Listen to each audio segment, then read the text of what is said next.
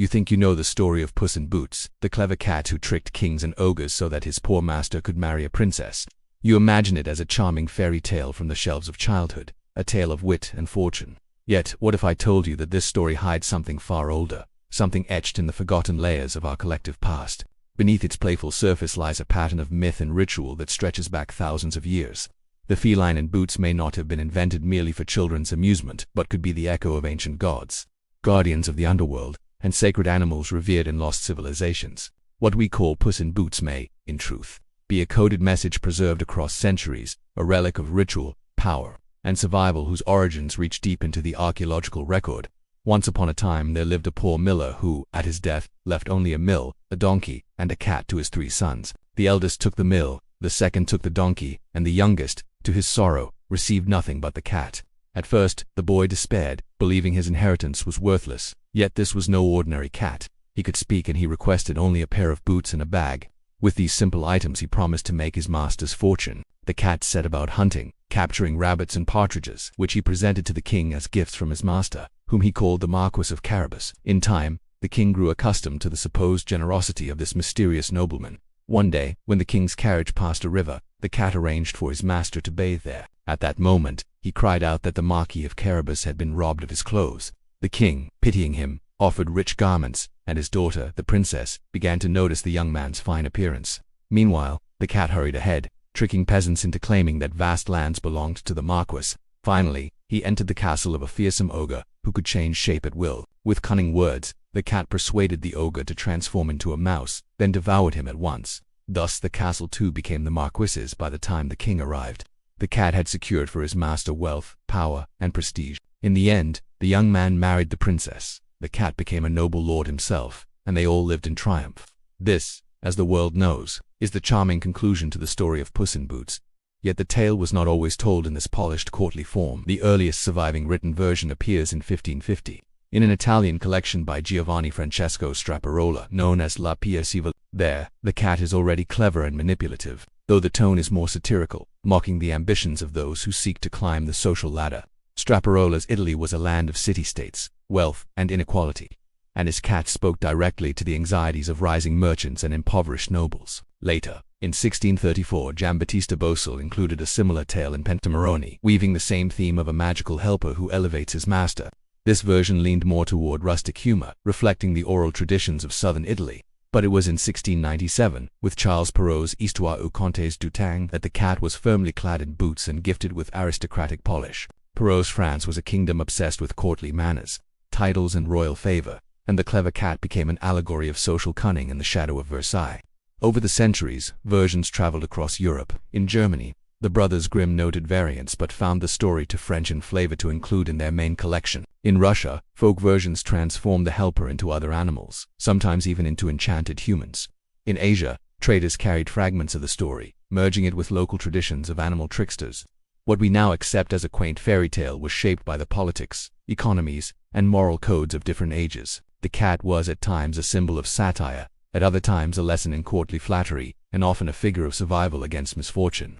Each retelling layered new meaning onto the figure of the feline guide, until the boots and the bag became almost secondary to his role as a mediator between the powerless and the powerful. When examined through the lens of mythology, Puss in Boots ceases to be only a witty cat. Many ancient cultures saw felines as guardians between worlds. In ancient Egypt, cats were sacred to Bastet, the goddess of protection and fertility. They were also connected to the underworld, protectors against chaotic spirits that threatened the dead. A cat who speaks and guides a mortal to fortune bears striking resemblance to these divine mediators. The boots, rather than a comic detail, may symbolize ritual attire, enabling passage across boundaries between the human and the supernatural. In Norse traditions, the goddess Freya drove a chariot pulled by great cats, symbols of cunning, sexuality, and hidden power. To receive aid from a cat was to invoke favor from a deity who governed fate and love, echoing the story's ending in marriage to a princess. In Japanese folklore, the Bakeneko and Nekomata are magical cats who transform, speak, and manipulate human destiny.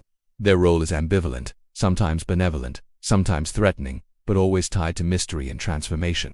Even the ogre in the tale may point to older myths. The ability to shapeshift recalls the titans and primordial beings of Greek myth who changed form as a mark of their elemental essence. The cat's trick of reducing the ogre to a mouse, then consuming him, may be an allegory of civilization's triumph over chaos, a small defeating the mighty through clever ritual inversion. Thus, Puss in Boots might be more than a trickster animal. He may represent the liminal figure, the guardian who guides mortals across thresholds of fortune, power, and love. He could embody the remnants of cat deities, protective spirits of the ancient world, repackaged in the garb of a European fairy tale. Beneath the boots lies an echo of ritual, mythology, and archetypes far older than the courts of France or the pensive Renaissance storytellers. In 1920, archaeologists excavating a site near Luxor in Egypt uncovered fragments of papyrus that contained a curious narrative. Within the faded hieroglyphs was the tale of a poor man guided by a speaking cat, who secured him riches and marriage. The papyrus was fragmentary, but enough survived to recognize the core pattern of Puss in Boots. The text, carbon dated to over 2,000 years ago, has since been called the Cat of the Nile legend. Though it differs in details, the resemblance to the European tale is undeniable. Other discoveries have strengthened this connection. In Mesopotamia, a Sumerian tablet from the 2nd millennium BCE tells of a trickster animal, often a fox or a lion, who bargains with kings and deceives demons. In India, within the Panchatantra, an ancient collection of fables written in Sanskrit more than 1,500 years ago, appear stories of clever animals elevating their masters through wit rather than strength. Across cultures, the same motif surfaces. The powerless aided by a magical or cunning beast. From Spain to Persia, from Egypt to China, these stories followed the pattern of a poor child, a magical helper, a journey across boundaries, and a final union with wealth or royalty. Scholars now believe the story of Puss in Boots may descend from a much older archetype that dates back at least 3,000 years, perhaps even two prehistoric oral traditions carried by migrating peoples. The boots, the bag, the trickery could be cultural clothing draped over a universal structure that once spoke of survival, spiritual aid, and the crossing of thresholds between life and death. What began as a sacred myth may have slowly transformed, passing from temple lore to campfire tales, from medieval manuscripts to the polished fairy tales of Perrault and beyond. What seems to be the simple tale of a cat and his poor master carries hidden layers of symbolism. The boots, for instance, are not just comic footwear but could be interpreted as ritual sandals, sacred garb worn by priests and messengers. In many ancient traditions, shoes marked the readiness to travel between worlds. To give a cat boots is to endow him with the authority to traverse the thresholds of fate. The bag, which Puss uses to trap game and deliver gifts, may represent the vessel of offerings or even the womb of renewal. In Egyptian tomb art, bags or baskets often symbolized abundance and sustenance in the afterlife. Each rabbit or bird caught and given to the king is not only a gift of meat, but a symbolic sacrifice ensuring favor and survival. The ogre's castle stands as the fortress of chaos. Its shape-shifting master reflects primordial fears of the uncontrollable forces of nature. When the cat lures the ogre into the form of a mouse and devours him, the act is a ritual inversion, where the predator becomes prey. This symbolic reversal echoes ancient fertility rites and seasonal myths, in which the old ruler is consumed or replaced, so that new life may flourish. Even the river scene carries ritual resonance.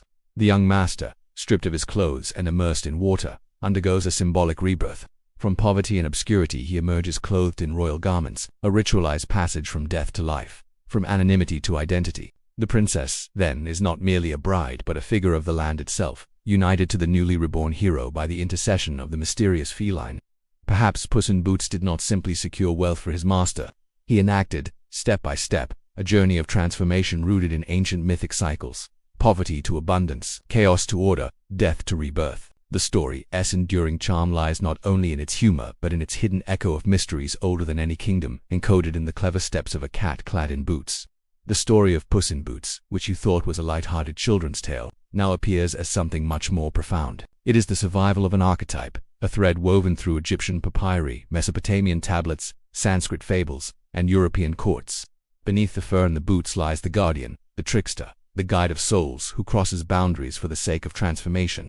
To hear the tale told in nurseries is to listen only to its surface, but beneath the laughter hides a ritual of sacrifice, renewal, and triumph over chaos. The poor miller's son does not simply marry a princess. He completes the mythic journey of rebirth, guided by an animal spirit who may once have been worshipped as a deity. The ogre's defeat is not only a clever trick but the triumph of order over the raw forces of shape-shifting chaos. The boots and the bag are not ornaments but sacred symbols, relics of rites forgotten by time. Thus Puss in Boots is more than entertainment. It is a convergence of fairy tale, spirituality, archaeology, and ancient myth. It reminds us that even the simplest stories can conceal truths as deep as tombs and temples, and that every trickster may once have been a god. The next time you hear of the cunning cat who made his master great, remember, you are hearing the voice of antiquity, whispered across centuries, a reminder that myths never die. They only change their clothing.